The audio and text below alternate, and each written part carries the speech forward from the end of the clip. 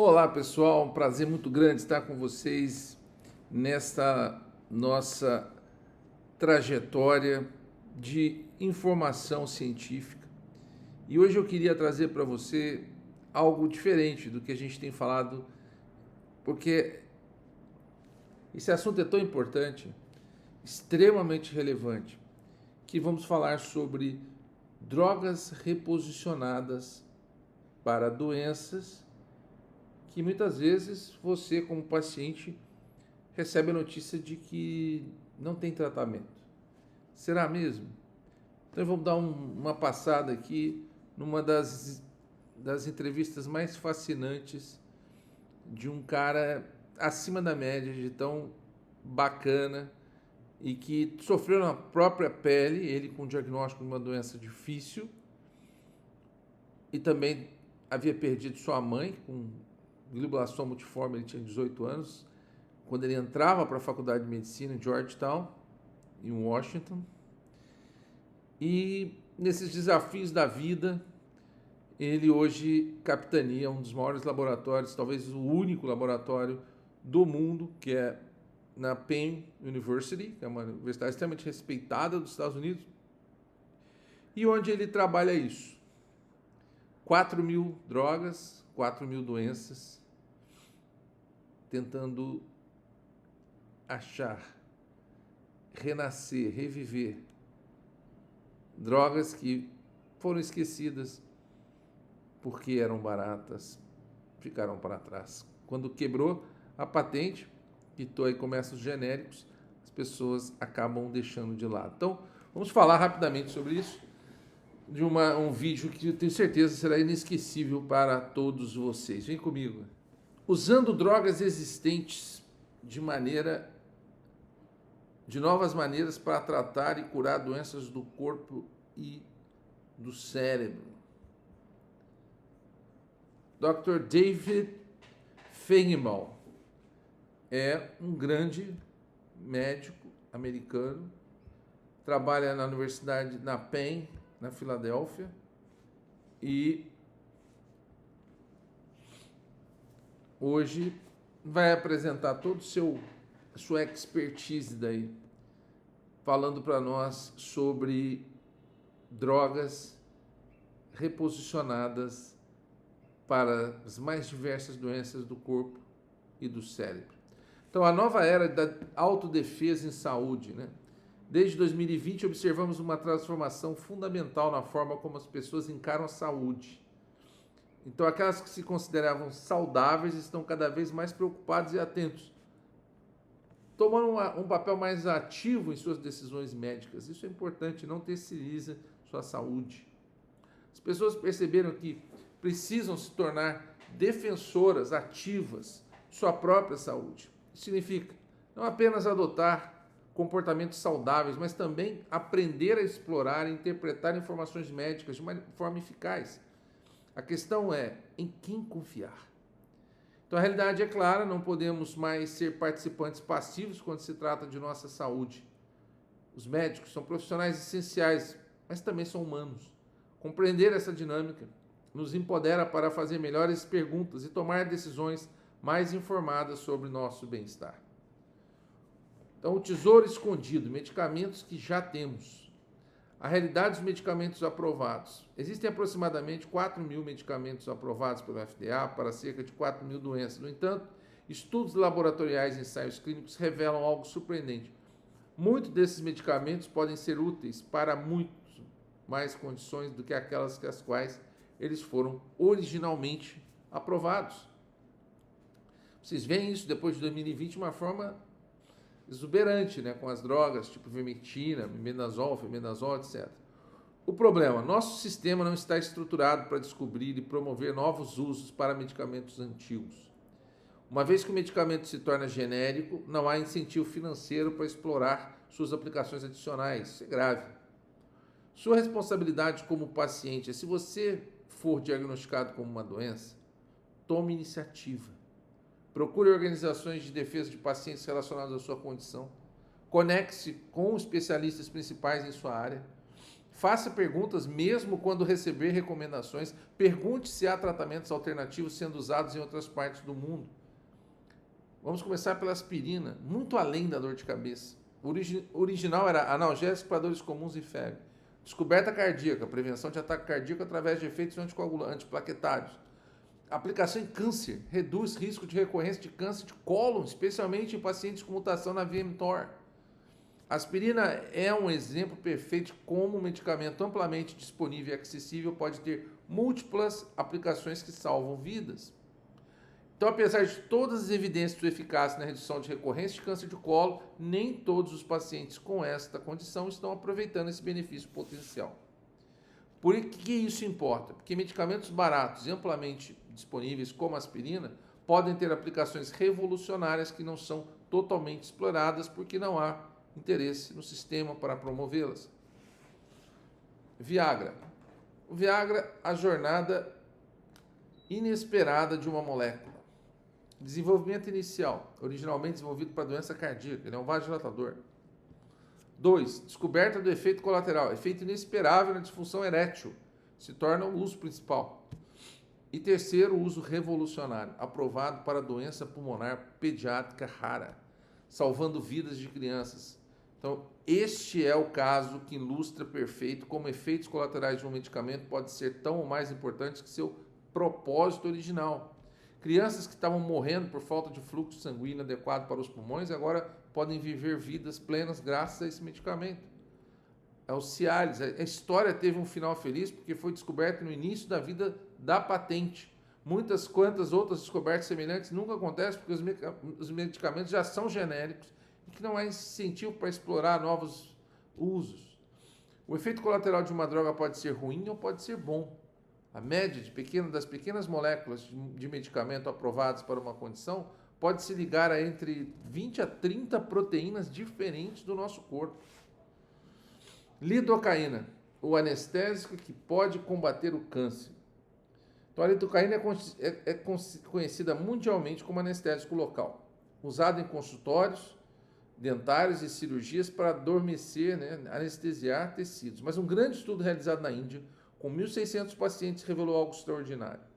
Quando a lidocaína foi injetada ao redor de tumor de mama, 8 a 10 minutos antes da cirurgia, houve uma redução de 29% na mortalidade em 5 anos, em comparação com pacientes que não receberam a infiltração de lidocaína. Esse resultado foi publicado no prestigioso Journal of Clinical Oncology. A lidocaína já é amplamente usada durante cirurgias no local da incisão. Não há praticamente nenhuma desvantagem. A vantagem potencial é enorme. E o custo? Centavos por injeção. A lidocaína é genérica há décadas, extremamente acessível. E por que não está sendo usado amplamente? Não é conspiração, é economia. Uma vez que um medicamento se torna genérico, múltiplas empresas o fabricam e o lucro por dose cai para praticamente nada.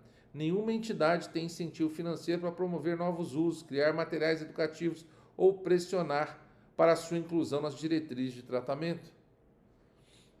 Sistema de patentes, benefícios e conflitos. O sistema de patentes farmacêuticas cria uma dinâmica complexa que afeta profundamente o desenvolvimento e a disponibilidade de tratamentos. Vamos lá, como é que isso funciona na prática? Desenvolvimento inicial. Uma empresa investe bilhões para desenvolver e testar um novo medicamento, uma molécula para uma doença específica. Aí lançou e patenteou. O medicamento é lançado com proteção de patente, permitindo à empresa recuperar seu investimento determinado normalmente 5 anos. Aproximação da expiração. À medida que a patente se aproxima do fim, a empresa busca novos usos para o medicamento. E depois renovação da patente. Nova indicação é igual nova patente, mantendo genéricos baratos fora do mercado por mais tempo. Então, as duas faces do reposicionamento de medicamentos. O lado positivo. Pacientes com novas doenças obtêm acesso a tratamentos eficazes. Pesquisa e desenvolvimento são extremamente caros e precisam ser financiados. Reutilizar medicamentos conhecidos é mais rápido que desenvolver novos. Dados de segurança já existem, reduzindo riscos. E qual é o lado problemático? Genéricos baratos ficam fora do mercado por um tempo mais longo. Empresas farmacêuticas são menos incentivadas a desenvolver moléculas completamente novas. Foco se torna encontrar novos usos para moléculas antigas, não inovação radical. E acesso a tratamentos acessíveis é retardado. Então a questão é o seguinte: como podemos reconciliar a necessidade de inovação com o acesso equitativo a tratamentos? Como exploramos medicamentos existentes para novas condições de forma que seja genuinamente voltada para a cura de doenças, em vez de apenas uma estratégia de extensão de patentes? A resposta não é simples, mas organizações sem fins lucrativos como a Evercure estão trabalhando para criar um sistema que priorize os pacientes sobre os lucros, conectando o conhecimento mundial sobre medicamentos existentes com as necessidades não atendidas. Então, o desafio de 14 mil doenças sem tratamento. Medicamentos aprovados pela FDA, aproximadamente 4 mil para 4 mil doenças. 80% já são genéricos, sem incentivo para pesquisa adicional. 14 mil doenças sem nenhum tratamento, pacientes esperando por soluções. Pense nisso, toda vez que você passa por uma farmácia, está olhando para milhares de medicamentos que foram desenvolvidos para uma condição específica, mas que poderiam potencialmente ajudar muitas crianças e adultos com outras condições completamente diferentes. Então, o desafio não é a falta de medicamento, é a falta de sistema para descobrir e validar novos usos para os medicamentos que já temos. É um problema de organização, incentivo e divulgação do conhecimento, não de química ou biologia. Olha o lítio, do transtorno bipolar à proteção cerebral. Então, além do psiquiátrico tradicional, o lítio tem sido usado há décadas para tratar o quê? Transtorno bipolar. Mas evidências recentes sugerem propriedades neuroprotetoras surpreendentes. Primeiro, potencial proteção contra a doença de Alzheimer, possível redução de risco de demência, proteção de neurônios dopaminérgicos e suporte para neurônios colinérgicos. Nota importante: alguns psiquiatras experientes tomam lítio em baixas doses por alguns meses do ano, baseados em sua compreensão de dados. No entanto, isso não é uma recomendação geral. O lítio requer monitoramento médico cuidadoso, hepático, etc. Este é um exemplo de como médicos bem informados dentro da profissão estão fazendo escolhas pessoais baseadas em evidências emergentes. Mas essas práticas raramente são discutidas publicamente ou sistemicamente estudadas em contextos de prevenção. Então, como é que você navega seu próprio cuidado de saúde? Conecte-se às organizações de doença. Encontre os grupos de defesa, rede colaborativa para sua doença específica. Eles frequentemente sabem sobre tratamentos sendo testados em diferentes partes do mundo. 2. Identifique os principais especialistas. Descubra quem que é o cara mundial em sua condição. Mesmo que não possa consultá-lo pessoalmente, suas publicações e recomendações podem guiar você e seu médico local. 3. Continue fazendo perguntas. Mesmo quando receber uma recomendação de tratamento, pergunte, abre aspas, há algo mais sendo usado em outro lugar? Ou existem tratamentos off-label que outros pacientes tentaram? Fecha aspas. Abre aspas, não pare de fazer pergunta mesmo quando disserem que esse é o tratamento recomendado, há sempre mais a descobrir. Fecha aspas. Dada 2, uma história de descoberta atrasada. O que é isso? A deficiência de adenosina deaminase 2, a DADA 2, é uma condição rara e devastadora. Crianças nascem com uma mutação genética e que tem muito stroke, muito AVC, muito isquemia cerebral. Desde o nascimento até geralmente falecem na adolescência devido ao efeito cumulativo desses efeitos cerebrovasculares repetidos. Então, a descoberta acidental que mudou tudo. Há cerca de 20 anos, o médico estava tratando simultaneamente 2 pacientes, um com DADA 2 e o outro com vasculite. Ele tratou o paciente com vasculite com um inibidor de TNF, que é o fator de necrose tumoral, alfa. Aparentemente, ele tinha medicamento sobrando no frasco, então ele pensou, vou experimentar no paciente com DADA 2. Os derrames pararam, as isquemias pararam. Foi um momento transformador, aquela criança parou de ter os seus derrames e pôde viver uma vida plena. Então, o médico começou a tratar outros pacientes com DADA e com inibidores de TNF e todos responderam bem. O custo do conhecimento não compartilhado. 2003, descoberta acidental, inibidores de TNF para AVC em DADA 2. 2003 a 2013, 10 anos de silêncio. Centenas ou milhares de crianças morreram enquanto a informação não se espalhou. 2013, Dr. Chip Chambers, cujos 2 filhos nasceram com DADA2, começa a investigar e descobre sobre os inibidores de TNF. 2013 até agora, criação de diretrizes de tratamento. Inibidores de TNF salvam vidas globalmente. A tragédia não dita. Alguém no mundo sabia que você poderia salvar a vida de criança com inibidor de TNF, mas o mundo não sabia. E nós, como sistema, não tínhamos feito o trabalho para garantir que as pessoas recebessem o medicamento. É doloroso quando você tem uma doença horrível, não há nada disponível. Mas é muito mais doloroso quando você descobre que há algo disponível. Nós simplesmente falhamos como sistema em conectar pontos. Eu me lembro de um paciente com uma doença, com uma vasculite cerebral, e quando eu cheguei na emergência, eu falei, esse paciente precisa de minoxiclina, porque responde a esse tipo de patologia. E todo mundo me olhou estarrecido. Da onde esse cara tirou isso? Isso está na literatura. Minoxiclina é um antibiótico e tem aplicabilidade para a vasculite. E isso está na literatura. Só que as pessoas não conhecem, exatamente por falta do foco, do objetivo. Então, o poder das redes de conhecimento. Uma dura realidade, sua rede de conhecimento tem um enorme impacto nos resultados de saúde. Se você está cercado por médicos, pesquisadores e especialistas, quando um amigo, cônjuge ou filho enfrenta um desafio de doença, não há dúvida, dentro de 2 ou 3 ligações, essa pessoa está em contato com alguém que conhece os 5 ou 6 pessoas que são os melhores nisso em todo o mundo, não é isso? Mas a maioria das pessoas não tem esse acesso e não deveria ser assim. Então, para isso, a solução deveria ser um banco de dados acessível.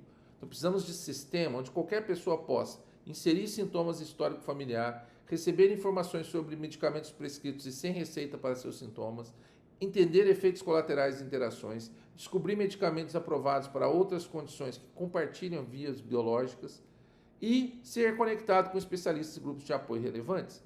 Estamos em 2025. Não deveria haver razão para que as pessoas precisem conhecer alguém na área médica para navegar efetivamente pelo sistema de saúde. Talidomida, tragédia que transforma em esperança. Vocês conhecem a história da talidomida, né? Ela causou defeitos congênitos horríveis há mais de 50 anos, quando ele foi descoberto como uma droga que era antináusea para gestante. Então, as gestantes tomavam e resultava em crianças nascendo sem braço, sem perna, uma confusão. Então, foi rapidamente banida do mercado. Ok. Em 1990, não faz tanto tempo assim, houve um renascimento dessa droga em decorrência do seguinte: pesquisas mostraram a eficácia da talidomida em pacientes com hanseníase. Então, em seguida, a aprovação do FDA para hanseníase e controles rigorosos. E 3, nova descoberta: eficaz para mieloma múltiplo, um câncer de sangue. Qual é o mecanismo fascinante que liga hanseníase, a talidomida e o mieloma múltiplo? É porque ele tem um efeito imenso antiangiogênico. O que é isso? Reduz o crescimento de vasos sanguíneos. Isso explica tanto os defeitos congênitos necessários para desenvolver membros, quanto sua eficácia contra hanseníase e mieloma múltiplo, onde o fluxo sanguíneo excessivo alimenta a doença. Então, milhares e milhares de vidas de pacientes com mieloma múltiplo vêm sendo salvas por esse medicamento. É claro que já tem uma versão nova, né? Com a Pharma entrou no sistema, e agora já tem a lanidomida, e o mesmo composto que causou tragédia também agora trouxe esperança. Então, pembrolizumab, a revolução da imunoterapia. Então, o pembrolizumab foi inicialmente desenvolvido para melanoma e câncer de pulmão. Se você é meu paciente, você tem câncer, melanoma ou câncer de pulmão, já ouviu do seu médico, já deve estar em terapia com o pembrolizumab. Ok. Mas sua história ilustra perfeitamente como migalhas de pão científicas podem salvar vidas quando alguém os conecta. A descoberta simples que mudou vidas. Em 2013, um pesquisador publicou um estudo listando tumores de 5 pacientes com angiosarcoma. Quando 4 dos 5 tumores mostraram expressão aumentada, sabe de quê? PDL1. PDL1 é um marcador de que o tumor poderia responder a inibidores de PDL1, que é como é o pembrolizumab. O artigo foi publicado, então nada aconteceu por 3 anos. Publicaram o artigo, mostraram que o inibidor de PDL1 era capaz de reverter a situação do angiosarcoma e nada aconteceu. 3 anos no silêncio. Centenas de pessoas morreram durante esse período, embora a conexão estivesse claramente documentada na literatura científica. Aqui embaixo vocês veem, ninguém conectou os pontos de 2013 a 2016.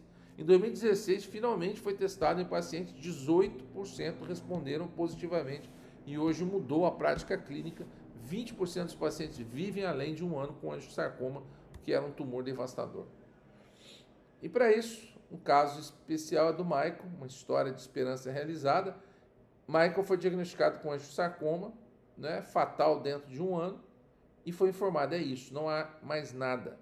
Então a sua equipe médica encontrou aquele estudo de 2013, tentaram pembrolizumab, um inibidor de PDL1, e Michael entrou em remissão, 9 anos de remissão.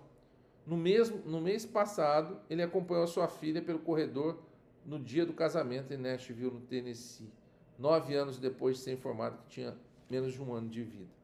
Então não existiu qualquer genialidade, nós literalmente tivemos que encontrar um estudo publicado 3 anos antes. O desafio não é a ciência, é conectar o conhecimento existente aos pacientes que precisam dele. Por que precisamos de melhores sistemas de informação?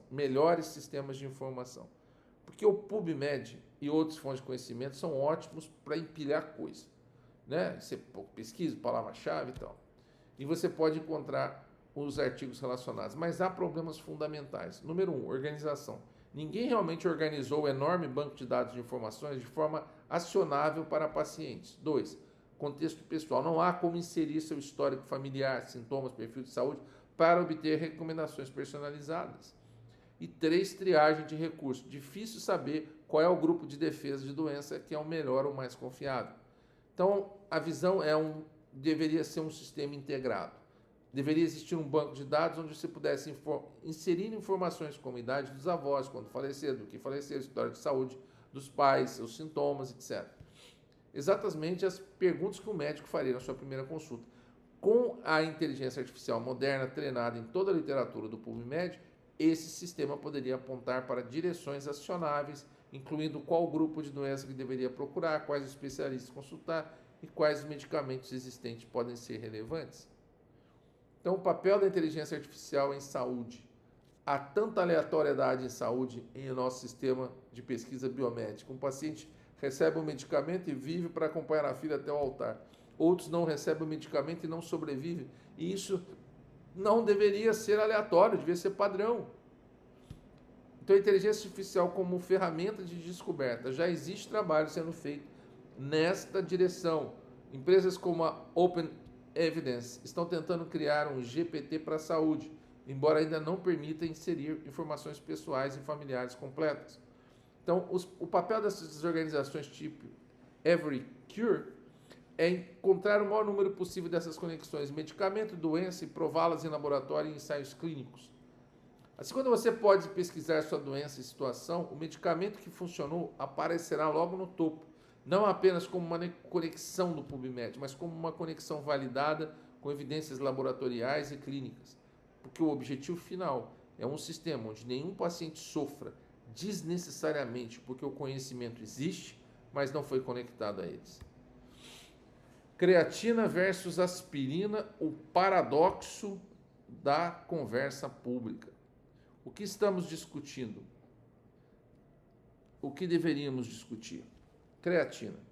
Está em todo lugar nas notícias. Para ganho muscular, mulheres e homens, pessoas mais velhas, para suporte cognitivo, privação de sono. É um suplemento com benefícios documentados, mas relativamente modesto para a maioria dos usos, além do desempenho atlético. Aspirina. Raramente está nas manchetes, mas reduz o risco de ataque cardíaco, diminui a recorrência de câncer de colo, extremamente barato e acessível, décadas de dados de segurança, benefícios potencialmente salvadores de vida. É um medicamento com aplicações muito mais amplas e impactantes. E por que essa distorção? Que há um medo compreensível que, se falarmos sobre medicamentos, as pessoas correrão a tomá-los sem orientação médica. Mas estamos já falando sobre suplemento o tempo todo, muitos dos quais têm menos evidência e regulamentação. A pergunta real é: onde está o banco de dados de informação para um homem de 50 anos que se exercita regularmente, dorme bem, e quer saber quais medicamentos prescritos ou sem receita poderiam potencialmente prolongar sua vida ou prevenir doenças. E não encher a sua cara de creatina. Capacitando pacientes com informação. Então, lidocaína e câncer de mama. Então, o Evercure está fazendo trabalho laboratorial, avaliando dados clínicos. No futuro, com dados suficientemente fortes, trabalharão para encorajar todas as mulheres prestes a fazer cirurgia de câncer de mama a falar com seu cirurgião, abre aspas, quero ter certeza de que você faz isso, fecha aspas. Síndrome de Bachmann-Bupp. Apenas 20 crianças descritas na literatura médica, mas provavelmente centenas afetadas. Crianças natas com níveis extremamente altos da enzima CE1, resultando em severas limitações. O medicamento para a doença do sono africano, não é? Se liga perfeitamente a CE1. Crianças saem de tubos de alimentação, saem de cadeiras de roda e podem brincar com os irmãos. Objetivo global. Ninguém deveria sofrer de Bachmann-Bupp sem estar em TFM. Ninguém deveria ter câncer de mama sem estar em lidocaína. Nenhum homem saudável de 50 anos deveria desconhecer medicamentos que podem reduzir seu risco de ataque cardíaco. Então vem a colchicina, do Antigo Egito, a cardiologia moderna. Uma molécula de 3.000 anos atrás que os egípcios criaram para poder se defender do tanto que eles bebiam. A colchicina existe há muito tempo, já era usada há 3.000 anos atrás no Egito para pessoas ricas que bebiam muito álcool e desenvolviam gota. E descobriram que essa molécula, originalmente extraída de uma raiz, poderia aliviar a dor. Então, é exatamente isso. E décadas recentes, propriedades anti-inflamatórias podem reduzir risco cardíaco. É usada em miocardite, inclusive. Ok? Como a colchicina finalmente chegou à cardiologia? Pesquisadores há décadas tinham hipótese de que a propriedade anti-inflamatória da colchicina poderiam reduzir o risco de ataque cardíaco, especialmente em pessoas que já tinham sofrido um. Então vai lá, vai financiar esse troço. Com a colchicina existe há tanto tempo e é genérica, é quase impossível levantar financiamento necessário para grandes e caros ensaios clínicos de prevenção cardíaca. Você precisa seguir milhares de pessoas por ano para provar que elas não tiveram ataque cardíaco. Isso é caro. Então a solução criativa foi: os pesquisadores mudaram ligeiramente a dose da colchicina, não é a mesma usada para artrite gotosa, é uma dose específica para a prevenção cardíaca. Isso criou um novo produto que pode ser patenteado. E daí os estudos. Em pacientes que já tiveram infarto, 40% de redução de risco cardíaco. Então, aprovação pelo FDA, claro, né? Mas aqui está a tragédia. Se eles não tivessem mudado a dose, teria sido apenas mais um artigo acadêmico que ninguém teria lido. Ninguém teria feito o grande teste. Pessoas literalmente não estão tendo ataques cardíacos agora porque estão tomando colchicina, mas apenas porque alguém descobriu uma forma de fazer o sistema funcionar. Rapamicina, a droga que salvou a vida do querido David Fogelman. Minha história com a rapamicina, segundo ele, sirolimus, é profundamente pessoal. Dr. David foi diagnosticado com doença de Castleman, uma doença rara e devastadora. Então, nos 3 anos e meio antes de começar a tomar rapamicina, ele quase morreu 5 vezes. Ficou ao lado da minha família em ocasiões diferentes, certo que não sobreviveria. 11 anos e 3 meses em remissão, desde que ele começou a tomar rapamicina. Já foram 11 anos e 3/4 em remissão. A única palavra educada é parece um sonho. Ele toma rapamicina na mesma dose que um paciente do transplante renal toma, que é para o que é indicado. Muito mais alta do que a dosagem que algumas pessoas usam para longevidade. Essa dose é tão potente que se eu transplantasse seu rim para mim, ele diz, meu sistema imunológico não notaria seu rim no meu corpo. Este é o nível da supressão imunológica. Quem não sabe, rapamicina é em homenagem a Rapa Nui, na Ilha de Páscoa, onde um prospector farmacologista retirou do solo, levou para análise e descobriu que essa substância é capaz de ter um efeito imunossupressor absurdo. Então, muitas pessoas que estavam otimistas sobre a rapamicina para extensão de vida não estão mais. Então, em camundongos de laboratório aumenta a longevidade, mas camundongos vivem em gaiola, sem exposição a patógenos. Para humanos que vivem no mundo real, o benefício metabólico pode ser neutralizado pela supressão imunológica. Então, calma com os hypes. Ele era quarterback, depois uma pessoa extremamente experimentada no sofrimento, e desse sofrimento ele trouxe habilidades para a medicina. Então, ele diz assim, essa mesma abordagem, impulso constante em direção ao objetivo, é o que você precisa para resolver um problema enorme na área de saúde, para descobrir um tratamento salvador de vidas. Então, o futebol americano ensinou a ele a resiliência, a tolerância à dor e a persistência. Então, lições. Né? Ele dizia o seguinte, há 8 anos decidi que iria ser um quarterback universitário, divisão 1. E na parede da casa dele tinha escrito assim, quão longe eu conseguiria lançar uma bola, quão preciso era meu passe, meu tempo de corrida de 40 jardas, meu tempo de corrida de 1 milha. Por 10 anos, isso foi literalmente tudo que eu conseguia pensar. 10 anos trabalhando em direção a uma missão. 6 meses na UTI, 3 lições de sobrevivência. Não é? Ele ficou totalmente demasiado, é uma doença muito séria, um ataque imunológico absurdo, uma cascata de citocinas absurda. Então ele aprendeu 3 coisas, uma visão clara para o futuro, a força de sua família e um momento de cada vez. Viva apenas o dia de hoje. Apenas respire, Dave. Esse que a irmã dele falava para ele mais velha. Houve um momento durante minha primeira crise severa, quando os médicos entraram e disseram que eu não ia conseguir. Ainda não tínhamos diagnóstico. Disse adeus à minha família com o coração partido. A cada respiração ele sentiu uma dor absurda. E quando você tem tanta dor a cada respiração, você começa a desacelerar a sua respiração. E ele estava começando a deixar ir, começando a entrar em narcose, mas pensou que talvez fosse perder alguns dias de vida, mas a dor era tão intensa. Então a irmã Gina dele disse, do lado esquerdo segurando a mão dele, apenas respire, Dave, apenas respire. Então quando ele ouviu isso, ele pensou, tudo bem, vou fazer mais uma respiração. Vai ser mais doloroso, mas eu consigo. E ele fez mais uma, e felizmente os medicamentos que ele recebeu ajudou a aguentar um pouco mais. Mas a chave foi perceber que ele poderia sobreviver por 1 minuto. Se eu posso sobreviver por 1 hora, eu posso sobreviver por 1 dia. Então é uma lição de vida absurda. Então, muitas vezes, ele recebeu esse apoio familiar das suas irmãs e que moldaram o jeito dele ser e como ajudar a sobreviver ao impossível e sua noiva. Então, ele tira essas conclusões aqui. Medicina responsável é o papel do médico. Quando discutimos sobre encontrar novos usos para medicamentos existentes, é crucial enfatizar algo. Sempre há um médico prescrevendo um medicamento para um paciente. Primeiro, educar. Educar médicos e pacientes sobre o que foi descoberto em ensaios clínicos ou trabalhos laboratoriais. 2. Tomar uma decisão junto. Tem que ser uma decisão entre paciente e médico, baseada em evidência e contexto individual. 3. Responsabilidade. Organizações como a Evercure fornecem informações, mas não substituem o julgamento médico. Esse trabalho não é sobre automedicação ou contornar profissionais de saúde, é sobre capacitar conversas informadas entre pacientes e médicos. A nicotina é uma história pessoal de pesquisa, né? Mas eles visitaram a Universidade da Columbia University, onde eu trabalhei durante um tempo, e conheceu um dos grandes neurocientistas, vencedor de prêmio Nobel, o Kendall, todo mundo já deve ouvir falar na vida dele. Durante nossos 45 minutos, ele mastigou 3 pedaços de Nicorette, que é nicotina. E aí perguntaram sobre ele, né? Cara, por que você está fazendo isso? Ele falou assim, a nicotina, ela é protetora contra Alzheimer e Parkinson.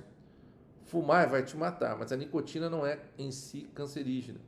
Apesar de aumentar a pressão arterial, protege neurônios dopaminérgicos e colinérgicos.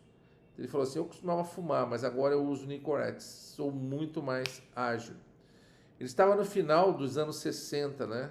Agora ele já tem 10 anos isso. Ele disse, você é jovem, provavelmente quer esperar estar até os 60 ou 70, mas não bata a cabeça e não jogue futebol americano. Aviso aqui, a nicotina é altamente viciante e tem efeitos sobre a pressão arterial.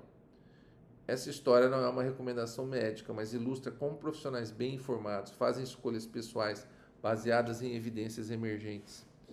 Então, médicos fazendo escolhas pessoais informadas. Existem pessoas realmente inteligentes dentro da profissão médica, com diplomas de medicina, PhD, fazendo coisas para promover sua própria saúde que a maioria das pessoas desconhece. Então, lítio sazonal. Alguns psiquiatras tomam lítio em baixas doses por 1 ou 2 meses por ano, baseados em compreensão de dados sobre neuroproteção. Nicotina para cognição. Neurocientistas seniors usam Nicorette para proteção contra a demência. Experimentação informada não é automedicação irresponsável. São escolhas baseadas em revisão cuidadosa da literatura científica. O ponto não é o que todos devam fazer essas coisas. O ponto é que existe um nível de conhecimento e experimentação informada acontecendo dentro da comunidade médica que raramente é discutido publicamente. Você não pode ser seu próprio experimento de controle. Não há como saber se o benefício vem da substância ou de outros fatores, mas há valor em ter conversas abertas sobre essas práticas.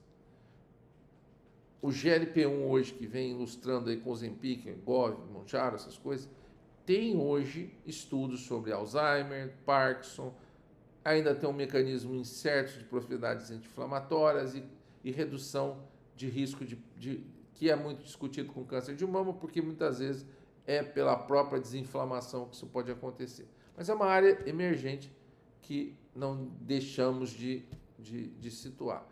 Todos conhecem essas figuras da Ilha de Páscoa, né? Onde a rapamicina foi descoberta e pôde trazer o medicamento ideal para tratar e cuidar do Dr. David, esse gênio. Então, a linha tênue entre natural e farmacêutico. Então, existe isso, tá? Por exemplo, rapamicina foi encontrada naturalmente no solo da Ilha de Páscoa. Agora é um medicamento farmacêutico essencial. Colchicina, usada há 3.000 anos, extraída de planta, agora sintetizada farmaceuticamente. Feijão aveludado, 99% de L-dopa natural, disponível sem receita, mesma molécula usada para Parkinson.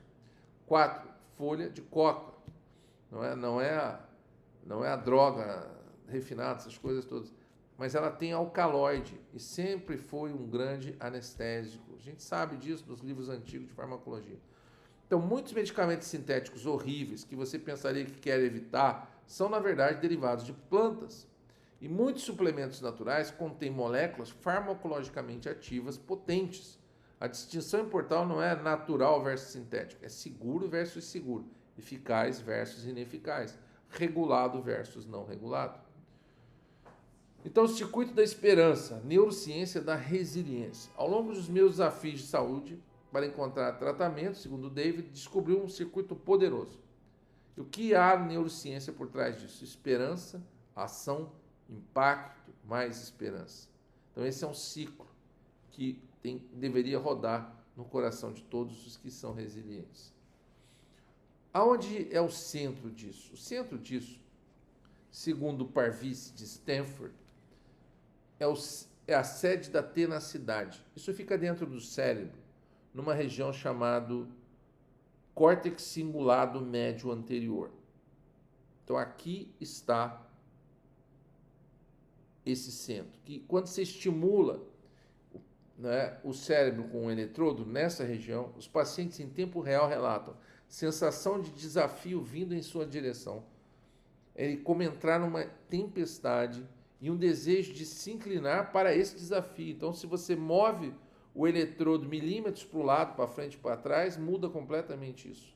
Então, esse é a sede da tenacidade, a vontade de enfrentar grandes desafios. Então, quando você examina dados de imagem de ressonância volumétrica dessa estrutura em pessoas que superam com sucesso a obesidade com ginástica e dieta apropriada, ou que decidem enfrentar desafios cognitivos difíceis, você vê padrões de aumento consistentes. Superidosos e a vontade de viver. Há um grupo fascinante de indivíduos chamados superidosos. Na verdade, é um número impróprio, porque eles realmente envelhecem muito lentamente. Então, o volume cerebral do córtex cingulado médio anterior, não é? Que eles mantêm o volume enquanto envelhecem. A psicologia relata uma forte vontade de viver e antecipação positiva sobre o futuro, novos planos. E é o reverso da depressão. Todas as coisas que são opostas à depressão maior, antecipação positiva, a crença de mudança de comportamento que podem mudar circunstâncias. Quando você junta essas pesquisas, Nenhum é um experimento perfeito por si só, mas como coleção. Você percebe que a vontade de viver parece residir em algum lugar na rede dessa estrutura. Está intimamente relacionada às redes de dopamina, recompensa e aprendizado. Se eu tivesse que colocar um alfinete em uma estrutura para a vontade de viver, seria o córtex cingulado médio anterior. Alfinete, porque todo mundo que estuda medicina sabe que na prova de anatomia ou de neuroanatomia tem sempre um alfinetinho ali para dizer, para você reconhecer que estrutura que a gente está falando, né, na prova prática. Encurtar o horizonte, obter um centro de massa à frente. Então, existe, baseado nas práticas do Navy SEALs, né, aqueles super-homens americanos da Marinha Americana, eles dizem assim, quando há um desafio, você tem que encurtar o horizonte, obter um centro de massa para frente e pensar no caminho de duração e resultado. Então, é caminho, quanto tempo, resultado e interar. É exatamente o mesmo que você trabalha dentro de um jogo, como é o futebol americano, como deveria ser o soccer. A mesma forma que você passa com os desafios de saúde. Caminho, qual é o próximo passo específico, quanto tempo, duração realista para esse passo. 3, resultado, o que aconteceu. E 4, repetir com ajustes e interar. Nada disso está fora do reino da ciência revisada por pares. Tudo isso está lá, bem documentado, e claramente você está vivendo nesse circuito e ele vive em você. Como você pode se envolver com o EveCure? Está aqui todas tira um print aqui desse slide, isso é muito importante para quem quer descobrir e acelerar novos usos para medicamentos existentes. A visão, um mundo onde ninguém sofre desnecessariamente. Imagine um mundo onde o conhecimento é conectado, toda criança com DADA2 recebe inibidores de TNF imediatamente, não anos depois. Tratamentos acessíveis, toda mulher com câncer de mama recebe lidocaína antes da cirurgia como padrão. Prevenção informada, todo homem de 50 anos sabe quais medicamentos reduzir o risco de ataque cardíaco e sem aleatoriedade. Nenhum paciente como o Michael precisa de sorte para encontrar o tratamento que salvou sua vida e levou sua filha ao altar. Este não é um sonho impossível, é uma questão de organização, colaboração e vontade coletiva. Temos 4.000 medicamentos aprovados, 14.000 doenças sem tratamentos, temos tecnologia de inteligência artificial para conectar esses pontos. Então, pesquisadores, médicos e pacientes prontos para contribuir. O que precisamos é de um sistema para unir. Então, obrigado por se juntar a nós nessa exploração de novos medicamentos. Cada história que compartilhamos de Mike acompanhando sua filha até o altar, de crianças com DADA2, parando de ter derrames, da própria vida do David, que é com a rapamicina, representa não apenas uma vitória médica, mas uma vitória humana. Lembre-se, você tem agência em sua saúde, faça perguntas, conecte com organizações de doença, procure especialista e nunca aceite, não há mais nada que possamos fazer sem explorar todas as opções. O futuro da medicina não está em novas moléculas, está em conectar melhor o conhecimento que já temos com as pessoas que precisam dele. Juntos, podemos construir este futuro.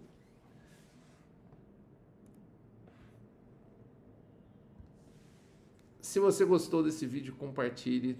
Claro, se inscreva nesse canal de profunda informação. E eu espero que mais pessoas possam se beneficiar a partir da sua ajuda, do seu compartilhamento e da sua opinião. Deixe seus recados aí nos comentários, que vai ser muito importante para nós. E, claro, joinha, like, que sempre faz esse vídeo subir. Fique com Deus e até o próximo vídeo.